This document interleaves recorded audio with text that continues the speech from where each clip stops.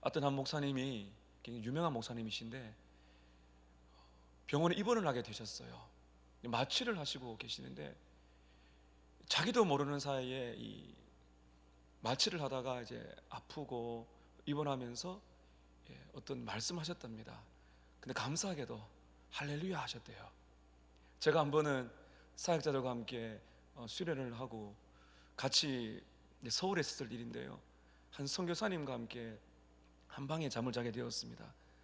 나중에 아침 일어나 보니 선교사님이 저에게 하시는 말씀이, 목사님은 잠꼬대도 거룩하게 하시네요 그러시더라고요. 할렐루야 하고 기도하시더라고. 제가 그때 굉장히 뭐라 그럴까요, 아찔했어요. 왜냐하면은 이 사람의 이 잠꼬대가 어떻게 나올지 모르지 않습니까? 어떤 말이 나올지 그 사람의 생각과 그 사람의 삶이 이제 언어로 나오기 때문이죠. 여러분, 우리가 죽음에 임박했다 한번 생각해 보세요. 잠을 자는 정도가 아니라 이 세상을 떠난다, 그 순간에 우리가 하는 말은 우리의 인생의 진액이 되어야 됩니다. 우리가 지금 보고 있는 여호수아 24장은 여호수아의 고별 설교인데, 고별 설교가 다른 사역지를 떠나는 그러한 타이밍이 아니라 이 세상을 떠나는 마지막 순간에 한 설교입니다. 그렇기 때문에 23장과 24장은 여호수아가 죽기 전에 한 설교로서, 설교자로서 여호수아의 참 진면목을 볼 수가 있습니다. 23장은 제가 주일날에 2주 전에 여러분과 말씀을 나누었는데, 23장은 그 지도자들을 모아놓고 한 설교라면, 오늘 24장은 모든 백성들을 세겜이라는 장소에 모아 이제 마지막 설교를 하게 됩니다. 24장 1절을 보시게 되면 이스라엘 모든 지파를 세겜에 모았습니다. 이 세겜이 어느 곳인가 하면은 그 가나안 족속들 중에서 가장 우상 숭배가 강했던 곳이에요. 여호수아 8장에 보면 이 에발산과 그리심산 중간 골짜기입니다. 다시 말하면 여호수아는 가나안 중심부의 이 세겜에 언약 갱신을 합니다. 여호수아 8장에 보면 하나님의 말씀을 읽고 이 말씀대로 우리가 살아가겠습니다, 그 우상이 가장 난무하던 그 중심지에 언약을 갱신하던, 쉽게 말하면 우리식으로 말하면 말씀은 사경회를 열었던 그 참 역사적인 여호수아 8장에 나오는 세겜인데요, 또 이 세겜은 하나님께서 처음으로 아브라함에게 약속의 땅을 주겠다 한 그 약속의 장소예요. 이 세겜은 그러므로 비록 우상 숭배지의 중심지만은 하나님의 그 말씀을 받고 은혜를 받던 곳입니다. 이것이 여러분 우리에게 무엇을 상징할까요? 우리는 은혜를 받기 위해서 산으로 무조건 산으로 갈 필요 없어요. 물론 우리가 산기도도 하고 또 산에 우리가 수영관도 가야 되지만은 이 세상을 떠나서 그 속세를 떠나서 산으로 갈 필요가 없어요. 우리가 정말 은혜를 받아야 될 곳은 우상이 난무하는, 죄가 난무하는 바로 이 중심지입니다. 여기에서 하나님께서 우리에게 말씀을 하신다는 겁니다. 이 세겜이 굉장히 중요합니다. 여기에서 이제 이 마지막 설교를 하게 되죠. 이 세겜의 성소를 옮기고 나서 이제 말씀을 나누는데, 여러분 1절 중반에 보세요. 이스라엘 장로들과 그들의 수령들과 재판장들과 관리들을 부르매, 자, 그 다음에 1절 끝에 나오는 말씀을 여러분 잘 보십시오. 그들이 누구 앞에 나왔습니까? 하나님 앞에 나왔습니다. 저는 이 말씀을 읽다가 굉장히 감동을 받았습니다. 여호수아 앞에 나온 것이 아니에요. 이것이 예배입니다. 예배는 설교자도 청중도 그것이 중요한 것이 아니에요. 하나님 앞에 서는 것입니다. 하나님 앞에 선다는 이 코람되어 하나님의 임재 의식이 없는 것은 예배가 될 수가 없죠. 이것을 보게 되면 여호수아가 이 마지막 순간에도 얼마나 성령이 충만하고 이 지성이 흐리지 아니하고 굉장히 날카로우면서도 인생의 마지막을 결정짓는 충만한 말씀을 하나님의 임재 앞에서 백성들이 나왔을 때 마지막 그 노장에 이제 곧 죽게 되는 그 믿음의 한 거장의 모습을 보러 오는 것이 아니라 하나님 앞에 서 있었다는 것입니다. 이것이 여러분 우리의 예배가 되어야 됩니다. 예배는 사람 구경을 하는 것이 아니고요, 위대한 설교자의 설교를 듣는 것이 아니라 설교자를 통하여 선포되는 하나님의 말씀을 듣는 것이고, 설교자도 하나님이 말씀하시고 자기는 물러나야 됩니다. 하나님만 보이는 것이 진짜 예배죠. 그래서 여호수아가 참 위대한 것은 이런 것입니다. 자기를 주목하게 하는 것이 아니라 하나님 앞에 서도록 만들어주는 바로 이 사람, 이것이 진짜 오늘날의 목회자가 끝까지 가야 되는 장소고, 우리 모든 성도들이 마지막 순간까지 다가가야 될 그것이, 여러분이 살아가시다가 가정이든 직장이든 우리의 인생의 마지막에 어떤 곳이든 그것이 중요한 것이 아니라 내가 누구 앞에 있는가, 그것이 중요한 것이죠.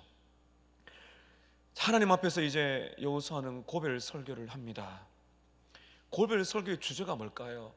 23장과 24장은 똑같습니다. 여러분 기억나십니까? 바로 은혜의 하나님입니다. 다시 말하면 여호수아의 관심은 하나님께 집중이 되어 있어요. 이게 여호수아가 남긴 설교 중심입니다. 하나님이 어떤 분이신가, 그리고 우리는 어떻게 살아야 되는가, 너무너무 간단하지만은 바로 이 위대한 진리에 서도록 만들어 주는 것입니다. 은혜의 하나님, 그 하나님 앞에 서는 것이죠. 은혜의 하나님이라는 주제를 가지고 오늘 여러분 24장 본문을 쭉 읽어보게 되면 세 가지로 우리가 나눠볼 수가 있는데요, 첫 번째는 하나님의 주권적인 은혜를 기억하라. 기억하라는 단어를 우리가 좀 주목할 필요가 있습니다. 두 번째는 하나님을 선택하라.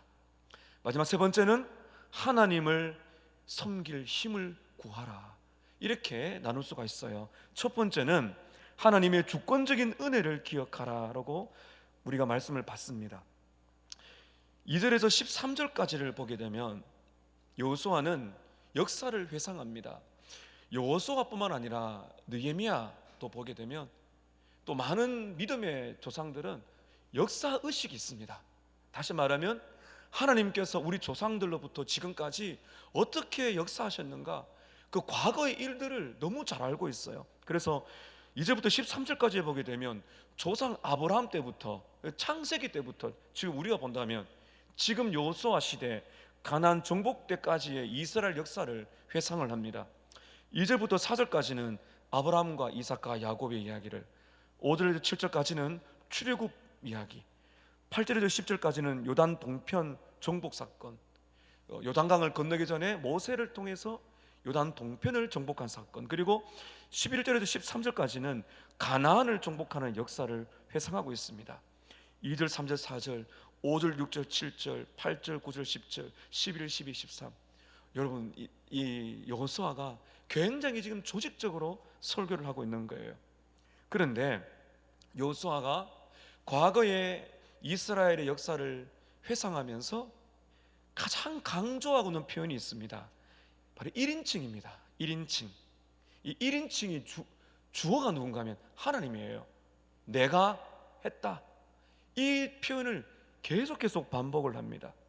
그렇기 때문에 지금 여호수아가 회상하는 그 역사는 그냥 역사를 기술하는 것이 아니라 하나님을 1인칭으로 만들어서 하나님께서 어떻게 하셨는가를 계속 강조하는 거예요. 다시 말하면은 하나님께서 어떻게 우리의 인생 속에 개입을 하시고 그분이 어떻게 우리의 삶을 인도해 나가셨는가, 주권적인 하나님의 은혜를 기억하라고 말하고 있는 것입니다. 자, 여러분, 하나님의 입장에서 내가 했다, 하나님이 그렇게 말씀하시는데요, 주권적인 하나님의 은혜의 관점에서 2절부터 자, 여러분 13절까지 한번 같이 한번 읽어보도록 하겠습니다. 자, 2절부터 읽습니다. 시작. 여호수아가 모든 백성에 이르되 이스라엘 하나님 여호와께서 이같이 말씀하시기를 옛적에 너희들 조상들 곧 아브라함의 아버지 나홀의 아버지 데라가 강 저쪽에 거주하여 다른 신을 섬겼으나 내가 너희의 조상 아브라함을 강 저쪽에서 이끌어내어 가나안 온 땅에 두루 행하게 하고 그의 씨를 번성하게 하려고 그에게 이삭을 주었으며 이삭에게는 야곱과 에서를 주었고 에서에게는 세일산을 소유로 주었으나 야곱과 그의 자손들은 애굽으로 내려갔으므로 내가 모세와 아론을 보내었고 또 애굽에 재앙을 내렸나니 곧 내가 그들 가운데 행한 것과 같고 그 후에 너희를 인도하여 내었노라.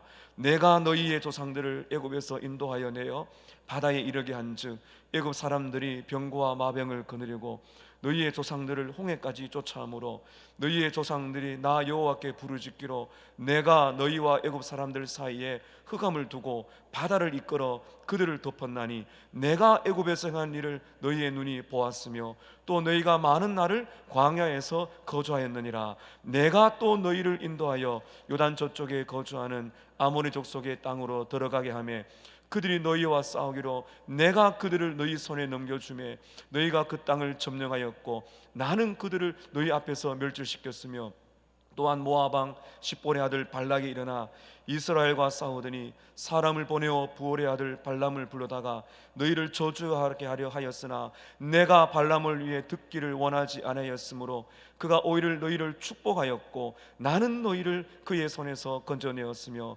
너희는 요단을 건너 여리고에 이른즉 여리고 주민들 곧 아모리 족속과 브리스 족속과 가나안 족속과 헷 족속과 기르가스 족속과 히위 족속과 여부수 족속이 너희와 싸우기로 내가 그들을 너희의 손에 넘겨주었으며 내가 왕벌을 너희 앞에 보내어 그 아모리 족속의 두 왕을 너희 앞에서 쫓아내게 하였나니 너희의 칼이나 너희의 활로서 이같이 한 것이 아니며 내가 또 너희가 수고하지 아니한 땅과 너희가 건설하지 아니한 성읍들을 너희에게 주었더니 너희가 그 가운데 거주하며 너희는 또 너희가 심지 아니한 포도원과 감람의 열매를 먹는다 하셨느니라. 아멘. 하나님의 역사하심이 보이십니까? 이게 여호수아의 바로 죽기 직전에 가슴 벅차게 사무쳤던 고백입니다. 한마디로 어떻습니까? 하나님이 하셨다. 하나님이 하셨다 이것이죠. 우상을 섬기며 그렇게 살아가다가 영원히 죽을 아브라함을 불러내었어요. 이게 회심의 사건이라 볼 수가 있죠. 애굽의 노예로 살다가 그렇게 끝날 인생이 아니라 애굽에 있는 자기 백성들을 불러내어 엑소더스, 수많은 기적들을 통해서 당신의 백성들을 불러내셨습니다. 광야를 걷게 하시면서 하나님이 아니면 살 수 없는 존재라는 것을 만나와 메추라기를 통해서 가르쳐 주셨습니다. 한 번도 전쟁 준비를 하지 아니한 오합지졸 같은 그들에게 어떻게 여러분 그 철병가가 있는 어마어마한 그 군대를 대적할 수 있는 전쟁을 치르라 하십니까? 가나안 땅에 들어가기 전과 후에 모세와 여호수아를 통해서 백성들을 인도하셔서 그들에게 기적적으로 전쟁을 승리하게 하셨습니다. 이스라엘은 자랑할 것이 없어요. 바로 이것입니다. 여호수아는 솔직히 얼마나 자랑할 것이 많겠습니까? 여러분 근데 보십시오. 12절 하반절 보세요. 너희의 칼이나 너희의 활로서 이같이 한 것이 아니다. 이게 무슨 말이에요? 여호수아는 목숨 걸고 싸웠습니다. 얼마나 피를 많이 받겠어요. 그 엄청난 군사들과 함께 전쟁을 치를 때 왜 겁이 안 났겠습니까? 죽어가는 많은 사람들, 그 사람들과 전쟁을 하루 이틀도 아닙니다. 그런데 하나님 뭐라 말씀하세요? 너희의 칼이나 너희의 활로서 전쟁에 승리한 것이 아니다. 무슨 말입니까? 하나님의 은혜가 아니면 전쟁은 이길 수 없고, 한마디로 말하면 그냥 평범한 인간적으로 말하면 이스라엘 군대와 가나안 군대는 원래 게임이 안 된다는 겁니다. 하나님의 전적인 은혜로 너희들이 칼로서 싸우게 한 거는 전쟁을 맛보도록 한 것이지 자랑할 것이 아니라는 것이죠. 심지어 여러분 13절 다시 보세요. 수고하지 아니한 땅, 가나안 땅, 적과 꿀이 흐르는 땅에 너희들이 건설하지 않은 성읍을 너희에게 선물로 줬다. 다 하나님이 선물로 주신 것이다. 이게 하나님의 주권적인 은혜입니다. 고린도전서 15장 10절에 보면 바울의 유명한 고백이 있죠. 고린도전서 15장 10절에 저를 한번 따라 하실까요? 그러나 내가 나 된 것은 하나님의 은혜로 된 것이니 내게 두신 그의 은혜가 헛되지 아니하여 내가 모든 사도보다 더 많이 수고하였으나 내가 한 것이 아니요 오직 나와 함께 하신 하나님의 은혜로라. 이게 진짜 백입니다. 이게 진짜 영적인 거장이에요. 영적으로 미숙할수록 자기가 한 것을 드러내고 싶고 인정받고 싶은 것이죠. 그러나 여기 고린도전서 15장 10절에 바울은 그러나 내가 나된 것은, 나라는 존재는 하나님의 은혜로 된 것이다. 그 내가 나된 건, 내가 누군가 하나님의 은혜가 아니면 설명이 안 된다는 것이죠. 은혜로 구원받은 존재, 내게 주신 그의 은혜가 헛되지 아니하여 내가 모든 사도보다 더 많이 수고하였으나, 사도 바울보다 수고를 많이 한 사람 누가 있어요? 돌에 맞아 죽을 뻔하고 강의 위협과 바다의 위협과 강도도 만나고 그러면서 복음을 전한 얼마나 수고를 많이 했어요. 근데 바울은 뭐라 그럽니까? 내가 모든 사도보다 더 많이 수고하였으나 내가 한 것이 아니요 오직 나와 함께 하신 하나님의 은혜로라. 내가 수고했는데 내가 한 게 아니랍니다. 여러분 이해가 되십니까? 내가 열심히 수고했죠. 근데 그조차도 내가 한 것이 아니라 하나님이 은혜를 주셔서 한 것뿐입니다. 여러분 우리는 이걸 너무나 잘 잊어요. 하나님의 주권적인 은혜는, 이거는 여러분 100번 수백 번 가슴에 새겨도 모자랄 말씀입니다. 여호수아가 외치는 첫 번째는 무엇입니까? 하나님의 주권적인 은혜를 잊지 말라. 그거 잊어버리면 인간 냄새가 납니다. 그러면 신앙이 쇠퇴하는 겁니다. 자기 목소리가 커지고요. 하나님의 은혜입니다. 그밖에 설명할 길이 없죠.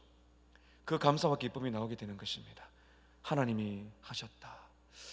여러분 이제 2020년도 몇 주 남지 않았습니다. 여러분 하나님의 주권적인 은혜를 기억하시면서 하나님이 하셨습니다 고백되시는 여러분 되시기를 축복합니다. 두 번째는 하나님을 선택하라고 이렇게 말합니다. 감당할 수 없는 은혜를 입은 우리들은 어떻게 살아야 될까요? 항상 이렇게 갑니다. 이게 적용이죠. 하나님은 어떤 분이신가? 그럼 그 하나님을 아는 백성들은 어떻게 살아야 되는가? 반드시 이렇게 넘어가야 됩니다. 여러분 14절을 보실까요? 14절 어떻게 접속사가 이어집니까? 그러므로 이제는 뭡니까? 앞에 나온 내용, 하나님의 주권적인 은혜를 기억하는가? 그렇다면은 이제는 어떻게 살아라고 말한 것입니까? 14절 여호와를 경외하며 온전함과 진실함으로 그를 섬기라. 자, 여호수아의 핵심 말씀이 15절 끝에 있어요. 바로 이 말씀이죠. 그 유명한 말씀입니다. 너희가 섬길 자를 오늘 택하라.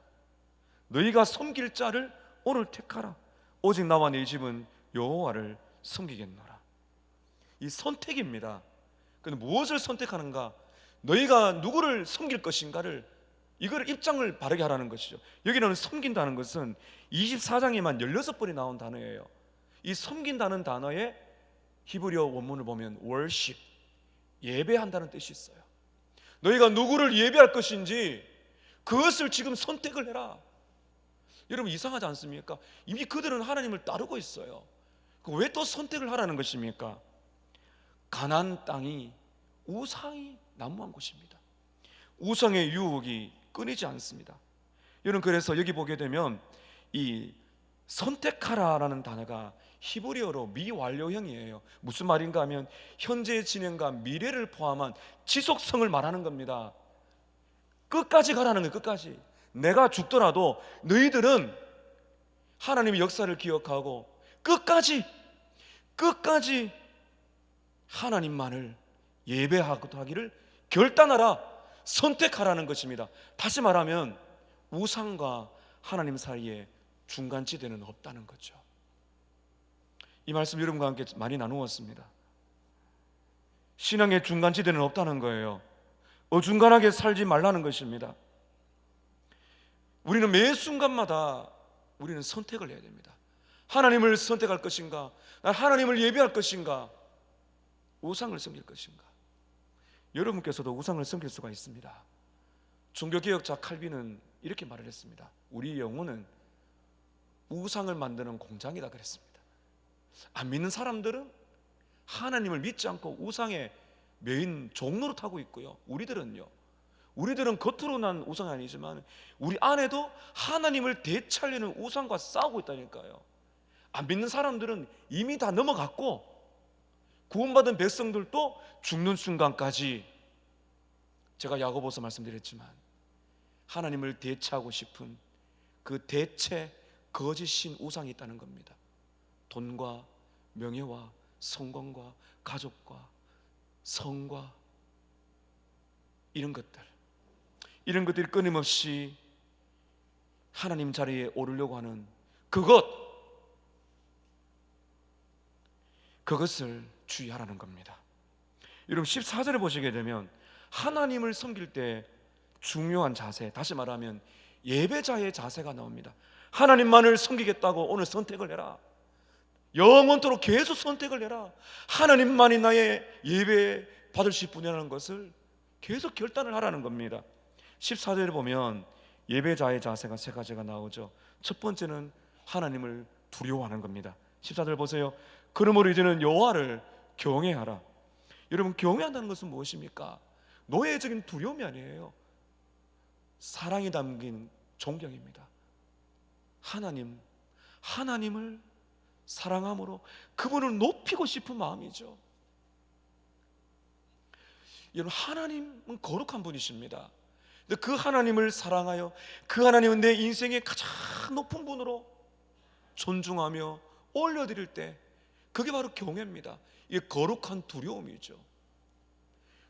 죄인이 가까이 갈 수는 없지만은 예수님의 십자가로 가까이 갔을 때 죄인과 함께 할 수 있는 거룩한 분이지만은 나를 사랑하시는 거룩하신 하나님을 높이고 싶은 그런 거룩한 두려움. 두 번째는 무엇인가요? 14절 보세요. 온전함이라는 것은 모든 걸 다 한다는 겁니다. 나의 모든 중심을 다해서 하나님을 예배하기를 선택을 해라. 하나님은 우리의 최상급을 원하십니다. 최상급의 사랑을 원하십니다. 왜냐하면 하나님이 그렇게 우리를 사랑하시기 때문입니다. 하나님이 우리를 그토록 사랑하시기 때문에 여러분, 우리는 하나님을 향한 최상급으로 다른 것과 대체할 수 없는 사랑의 깊이로 하나님을 예배해야 됩니다. 또한 하나님은 어떻게 예배하라고 그럽니까? 진실함으로. 이거는 신실함입니다. 가다가 끝나지 말고 믿을만하게, 신실하게 끝까지 가라는 것이죠. 그 다음에 여러분 14절 끝을 보세요. 너희의 조상들이 강 저쪽과 애굽에서 섬기던 신들을 치워버리라. 우상을 제거하라는 것이죠. 구약에 보면 이 우상과 다 연결되어 있습니다. 이게 우상과의 싸움이죠.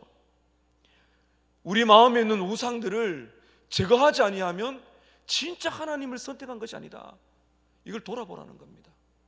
하나님을 경외하는 마음으로, 그리고 내 온 마음을 다해서, 그리고 하나님 앞에 신실하게, 꾸준하게, 지속적으로, 그리고 내 안에 있는 우상을 깨뜨리고 하나님을 예배하라.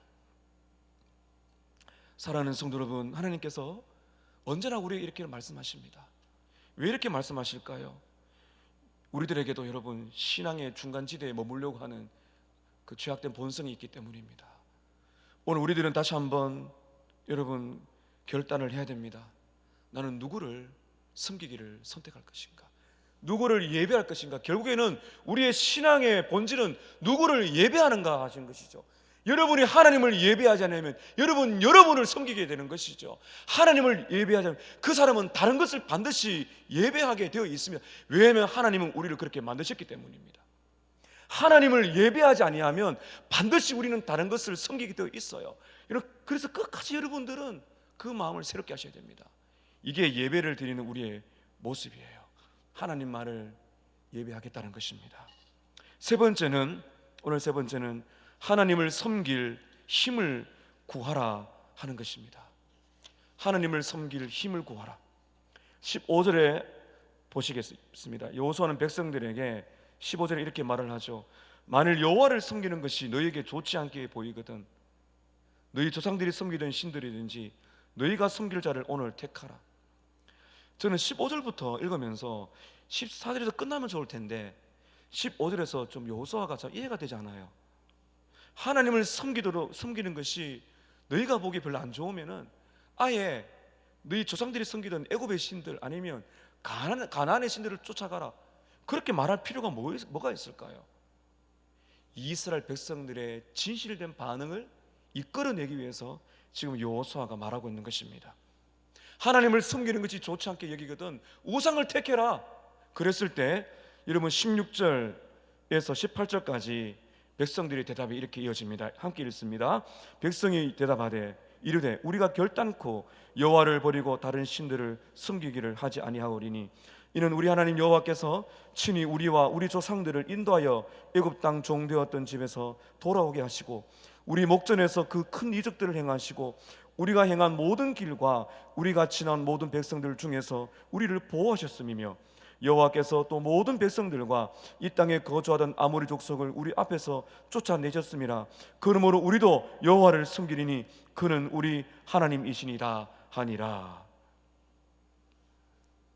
여러분, 여호수아가 기대했던 대답이 아닙니까? 여기서 딱 끝나면 좋죠. 그런데 19절 20절에 보면 여호수아가 예상 밖에 또 반응을 합니다. 이게 지금 굉장히 중요해요. 이게 지금 이스라엘 백성들의 본심을 보도록 만들어줍니다. 여러분 19절 보세요. 찬물을 끼얹는 말을 합니다. 야, 너희들 정말 내가 목양 잘했구나, 이제 됐어, 이렇게 말할 줄 알았는데 19절 보세요. 여호수아가 백성에게 이르되 너희가 여호와를 능히 섬길지 못할 것이다. 불가능하다는 거예요. 너희가 여호와를 능히 못 섬긴다. 왜 그렇습니까? 하나님은 거룩하신 하나님이요 질투하시는 하나님이시니 너희의 잘못과 죄들을 사하지 아니할 것이다. 20절에 만일 너희가 여호와를 버리고 이방 신들을 섬기면 너희에게 복을 내리신 후에라도 돌이켜 너희에게 재앙을 내리시고 너희를 멸할 것이다. 지금 찬물을 끼얹지 않습니까? 하나님만을 섬기가 됐을 때 박수 쳐주고 격려해 줘야 되는데 여호수아는 지금 전곡을 찌르고 있어요. 너희가 하나님을 섬길 수 있다고 말하는데 못한다. 그리고는 이 저주에 관한 말씀하세요. 만일 너희가 하나님을 버리고 우상을 섬긴다면 하나님이 복을 내리신 후에라도 너희에게 재앙을 내릴 것이다. 이렇게 말한 여호수아의 의도가 뭘까요? 너희들 안 되니까 너희들 결심 못 믿겠다, 이 말이 아니에요. 무슨 말입니까 여러분? 여기에 잘 보세요. 하나님은 누구라고 말씀하고 계세요? 하나님은 거룩하십니다. 무슨 말입니까? 어떻게 하나님 앞에 우리가 설 수 있겠는가? 죄인은 하나님 앞에 설 수가 없다. 하나님은 거룩하시다. 하나님은 누구십니까? 질투하십니다. 질투한다는 것은 무슨 말입니까? 하나님은 자기 백성이 하나님이 아니라 다른 우상을 섬기는 것을 가장 싫어해요. 여러분, 질투는 누가 합니까? 사랑하기 때문에 질투하는 거 아니겠어요? 사랑 안 하면 질투가 없죠. 하나님께서는 우리가 하나님을 사랑하는 그 사랑이 물질과 명예와 세상과 돈과 성공과 공부 이런 것에 빠지는 것을 하나님이 견디지 못한다 하는 것이죠. 왜냐하면 사랑하기 때문입니다. 여러분, 무슨 말입니까 지금? 너희들의 힘으로, 너희들의 결단으로 하나님 못 섬긴다, 그걸 말하는 겁니다. 아무리 지금 자신만만하게 하나님만을 섬기겠어요로 말한다 할지라도 너희들 그 결단, 너희들의 그 결심으로는 거룩하신 하나님, 질투하신 하나님을 섬길 수가 없다, 그거를 깨닫게 하는 겁니다. 진짜 마음에 열정이 일어나도록 만드는 것이죠. 여러분 21절에 백성들이 이렇게 대답합니다. 21절에 백성이 여호수아에게 말하되 아닙니다, 우리는 여호와를 섬기겠습니다. 백성들은 자신감에 가득 차 말을 하죠. 여호수아가 22절에 이제 조금 마음이 편안해진 것 같아요. 22절 이렇게 말합니다. 여호수아가 백성이 이르되 너희가 여호와를 택하고 그를 섬기리라 하였으니 스스로 증인이 되었나이다 하니 그들이 이르되 우리가 증인이 되었습니다 하더라. 자, 여기서 끝나지 않습니다. 여호수아가 왜 이렇게 너희들이 능히 여호와를 섬길 수가 없다고 말하는 이유가 나와요. 23절 함께 읽습니다. 23절입니다. 시작. 여호수아가 이르되 그러면 이제 너희 중에 있는 이방 신들을 치워버리고 너희의 마음을 이스라엘 하나님 여호와께로 향하라. 무슨 말이에요? 말로만 하나님을 섬긴다는 그 결단, 그건 작심삼일이에요. 작심삼일. 진짜 문제가 뭐예요? 여러분 잘 보세요. 여호수아 이르되 그러면 너희들이 정말 그 고백이 진실하다면 너희 중에 있는 뭐를 치우라고요? 이방 신상을 치우라는 겁니다. 여러분 놀랍지 않습니까? 아직까지 우상을 들고 있다는 거예요. 출애굽하고 가나안을 광야를 지나가고 가나안의 전쟁을 그렇게 치루었는데 하나님의 역사를 눈으로 보았는데 여전히 지금 뭘 붙들고 있다는 거예요? 우상을 붙들고 있다는 겁니다. 여호수아가 그걸 알기 때문에 계속 이렇게 대화를 한 거예요. 정말 너희들이 하나님을 예배한다고 그렇게 결단한다면 치워야죠. 돌이켜야죠.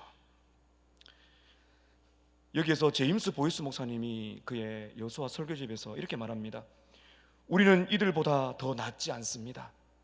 그들의 마음을 아는 사람들은 과거의 죄가 우리를 꼭 붙들고 있고 매 전환점마다 위험이 도사리고 있음을 우리도 역시 알고 있습니다. 그러므로 항상 거짓된 것을 거절하고 항상 지속적으로 참되신 하나님을 섬기고 예배해야 합니다. 여러분 여기에 나오는 이스라엘 백성들이 누구라고 하고 있는 것입니까? 바로 우리입니다. 우리가 이들보다 낫습니까? 그렇지 않다는 것이죠. 우리가 정말 100% 좀 전에 말씀드린 것처럼 신실하게 온전하게 온 마음을 다해서 하나님을 사랑할 수가 있어요? 있습니까? 없습니다.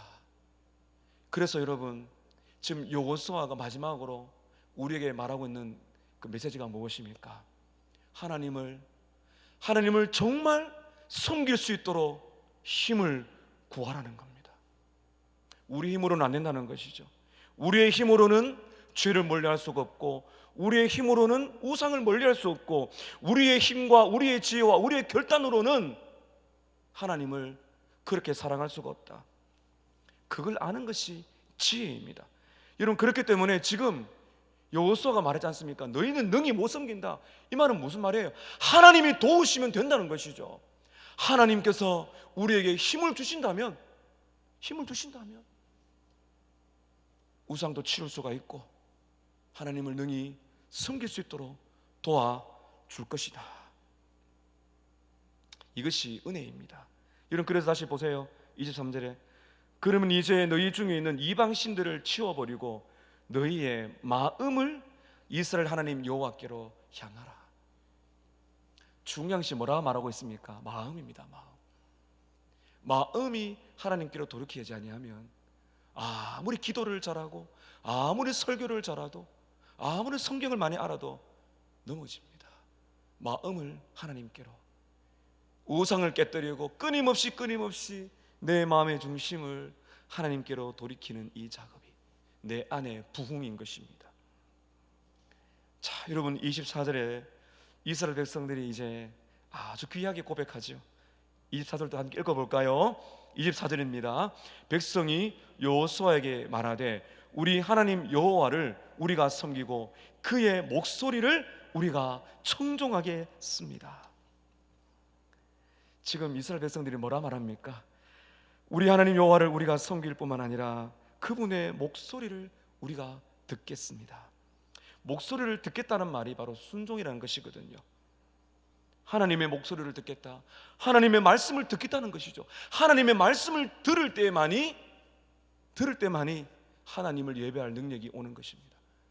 하나님의 말씀을 듣고 내 마음이 변화가 되어야만이 우상을 깨뜨릴 수가 있고, 진실로 우상이 남아있는 이 시대에 하나님만을 예배하며 그분을 모시고 살아갈 수가 있는 가능성이 우리에게 열린 것입니다. 사랑하는 성도 여러분, 하나님의 목소리를 날마다 들으십시오. 하나님의 말씀을 통하여서 하나님의 음성을 들으십시오. 그리고 그 말씀대로 살아갈 수 있는 힘을 구하세요. 여러분의 결단과 여러분의 열심이 아닌 말씀이 들려오게 될 때, 그 말씀이 풀어지게 될 때 엠마오로 가는 두 제자가 마음이 뜨거워서 가던 길을 돌이켜 예루살렘으로 돌아가 증인의 삶을 산 것처럼, 하나님의 말씀을 듣게 될 때 그 말씀이 풀어지고 그 말씀이 뜨겁게 내 안에 역사할 때 그 말씀이 빚어내는 삶의 변화, 그것만이 진정으로 우리가 하나님을 선택하며 살아갈 수가 있는 길인 것입니다. 이것이 여호수아의 마지막 설교입니다. 사랑하는 성도 여러분, 오늘 주님이 우리에게 말씀하십니다. 하나님의 주권적인 은혜의 손길을 잊지 말라. 하나님이 하셨습니다. 하나님만을 자랑하는 것입니다. 그리고 매 순간 하나님만을 섬기기를 선택하라. 하나님만을 예배하기로 끊임없이 돌이키라. 근데 그것은 내 힘으로 안 되니 하나님이 주시는 은혜의 힘으로써, 그 말씀을 통해 들려오는 은혜의 능력을 받아 성령의 능력으로 내 마음을 돌이켜 우상을 끊어버리는 삶을 살아가고 말하고 있는 것입니다. 이것이 애굽에서 또 출애굽 광야 가나안 정복의 인생을 거쳐와 하나님의 부흥을 경험했던 바로 부흥의 종이 남긴 마지막 메시지인 것입니다. 여러분, 우리들도 이렇게 살아간다면 여호수아가 경험했던 하나님을 우리도 경험하게 될 것이고, 여호수아가 경험했던 그 뜨거운 부흥의 역사가 우리에게도 일어날 줄로 믿습니다. 오늘 이 밤에 부흥을 삼하는 저와 여러분, 하나님만을 자랑하시고 그분을 높이시는 저와 여러분 되시기를 주님의 이름으로 축복합니다.